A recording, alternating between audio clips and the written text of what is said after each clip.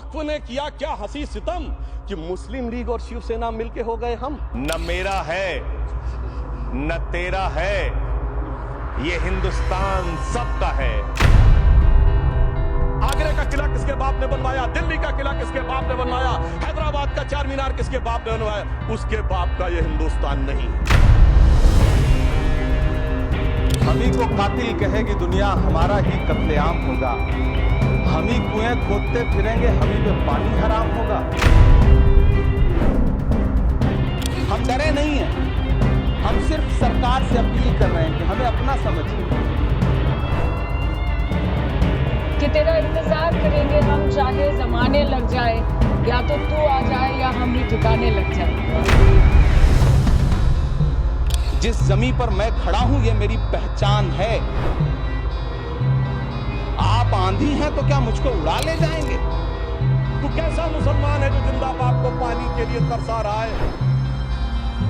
तुझसे तो आफरीन 100 बार उन हिंदुओं को है जो पितृपक्ष में मरे हुए बाप को भी पानी देते हैं। एक पुराना गीत था, वक्त ने किया क्या हंसी सितम। तो आज मैं कहना चाहूंगा, वक्फ ने किया क्या हंसी सितम कि मुस्लिम लीग और शिवसेना मिलके हो गए हम। कि चरागों के सफर में दबदबा हो आंधियों का, तो फिर अंजाम जुल्मत के सिवा कुछ भी नहीं होगा। ये दुनिया नफरतों के आखिरी स्टेज पर है, इलाज इसका मोहब्बत के सिवा कुछ भी नहीं होगा। मैं माननीय प्रधानमंत्री जी अपनी सरकार की तरफ से कहना चाहता हूं कि उन्होंने एक इबादत के भाव से काम किया है, तो मैं कहना चाहता हूं इबादतों की तरह मैं ये काम करता हूं, अपने फर्ज को झुककर सलाम करता हूं, फिर भी आप खिलाफत कर रहे हैं तो तेरी मुखालफत से निखरती है शख्सियत मेरी। मैं सियासी दुश्मनों का भी बहुत एहतराम करता हूं। सर, इस देश के हिंदुओं को मुसलमानों की आदत है, मुसलमानों को हिंदुओं की आदत है, और ईसाइयों को, सिखों को हिंदुओं और मुसलमानों की आदत है। ये आदतें मत बदलवाइए। किसी के बात कोई, अध्यक्ष महोदय, किसी की बात कोई बदगुमान ना समझे, इस जमीन का दर्द कभी आसमान ना समझेगा।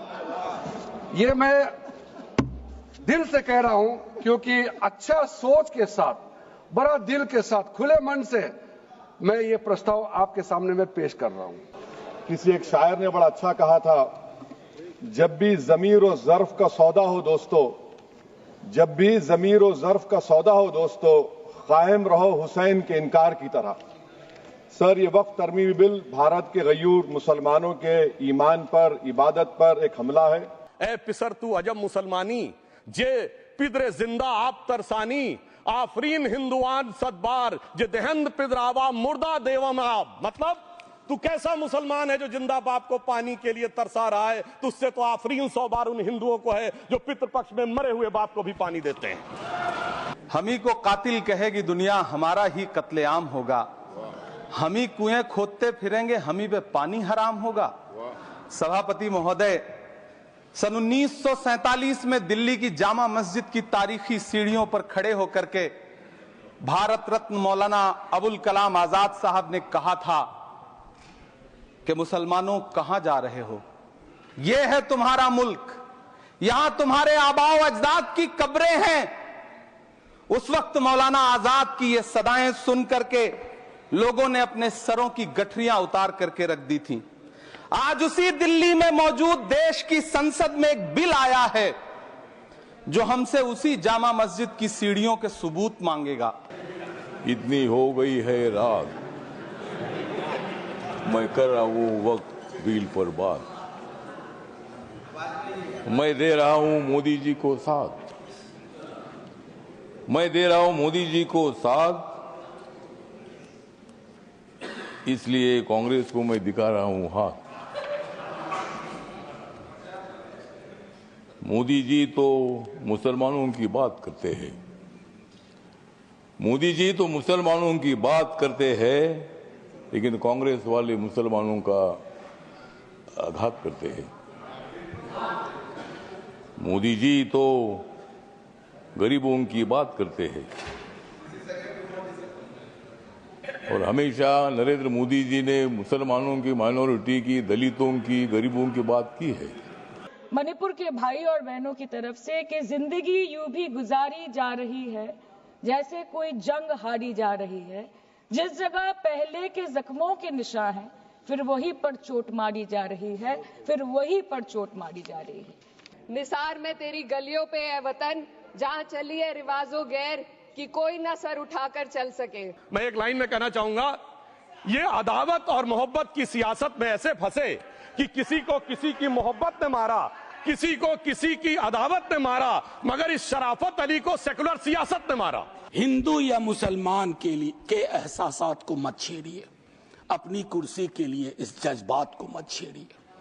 हम में कोई हुण, कोई शक, कोई मंगोल, पता करना बड़ा मुश्किल है कौन कहां से।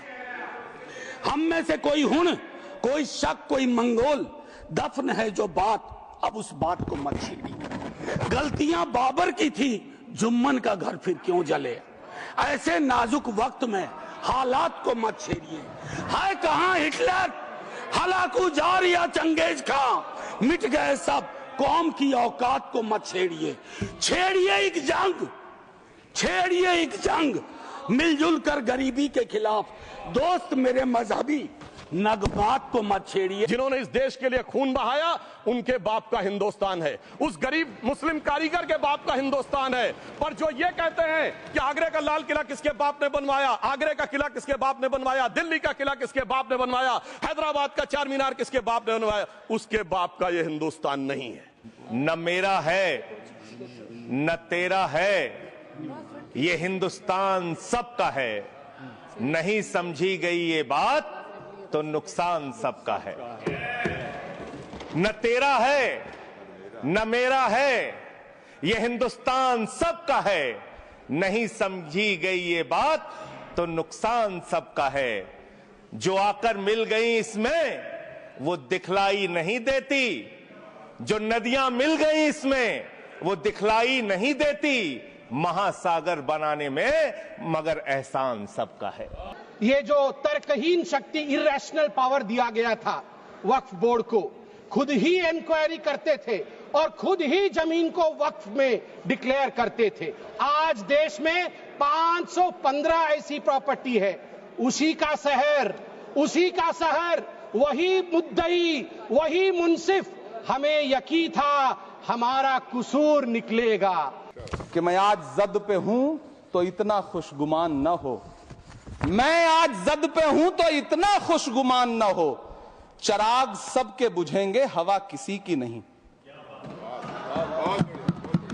नीतीश कुमार जी हो, चंद्रबाबू नायडू जी हो, चिराग पासवान जी हो, जयंत चौधरी जी हो, देवे गौड़ा जी हो, जीतन राम मांझी जी हो, सबको समझना पड़ेगा कि जब जंगल में आग लगती है तो न वो बरगद बचते हैं जो हवा को आंधी में तब्दील करते हैं, न वो बांस बचते हैं जो आपसी रगड़ से चिंगारी पैदा करते हैं। कब दुनिया को हिंदू करने घर घर में नरसंहार किए, कब बतलाए काबुल में जाकर मस्जिद कब तोड़ी।